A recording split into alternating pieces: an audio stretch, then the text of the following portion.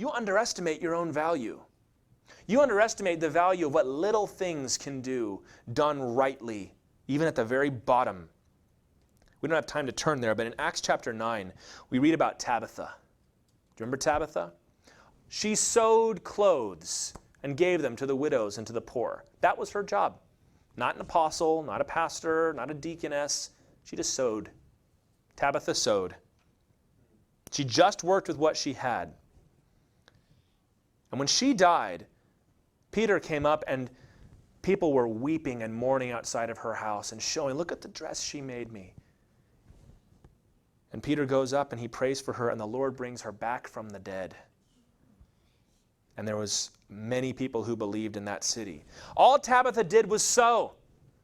She could have looked at her life and say, I can't preach like Peter. I can't walk on water. I can't write scripture. I don't know how to do miracles. All I can do is sew, so why bother? No, Tabitha sewed. You know what it led to? It led to a lot of people that didn't have clothes being clothed. At her death, it led to a ton of people who were so loved that it broke their heart to see her go, because Tabitha sewed. Tabitha sewing led to her being raised from the dead, a marvelous miracle done that we're still talking about today because Tabitha sewed. There was a revival in Joppa because of this. There was a revival in her city because Tabitha sewed. There are people that have been saved and inspired to go into ministry and pray for the sick because Tabitha sewed. So don't look at your life and say the little thing that I do doesn't matter, because you have no idea what your life could be. And God is able to take the little thing that you think is too small to mean anything, that little smooth stone that God gave you, and the Lord is able to bring down Goliath with it. What you do matters. So if you care about the big picture, look to your own life and do that. I want to see this town be saved for Jesus Christ. So what do? All I know how to do is sew. The Lord comes in and says, just sew. Whatever it is that you can do it well. Do it righteously. We've got to get rid of these Egyptians. Well, I can't do anything. All I do is deliver babies. But you can refuse the wickedness that you've been asked to do. What you do matters.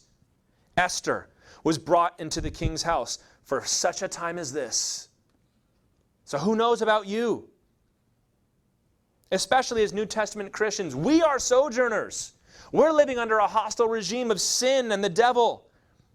But our mission is the gospel. And you want to know something? We do not need to be free citizens to do the mission of the gospel. The early church was almost entirely composed of slaves. Did you know that? And they turned the world upside down.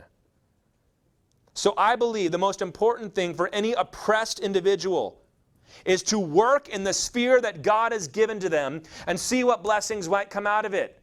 All you do is sow, then keep sowing. All you do is sing, then sing. All you do is raise those kids, raise champions in that household. All you do is go work your work-a-day job and then take night shifts sometimes. Pray for those people. Work it well. Set an example for the people around you. You have no idea. Wait upon the Lord, because God pulls up and God builds up and God pulls down and God sees you.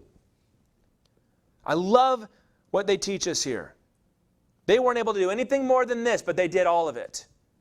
So don't look at your life and compare it to some champion of the faith. You just look at your life and say, what has God called me to do? And do that. And it will be enough. There are going to be heroes and champions of the faith that are going to step back and bow in honor to these midwives when we stand in heaven at the judgment seat of Christ. The widow's 2 mites were worth more than all the treasure that those folks poured into the treasury that day. Well, what are we going to do about this country, man? You live your life well for Jesus Christ. Your community, your neighborhood, your school board, your church. Be like Tabitha and just sow, because it's enough.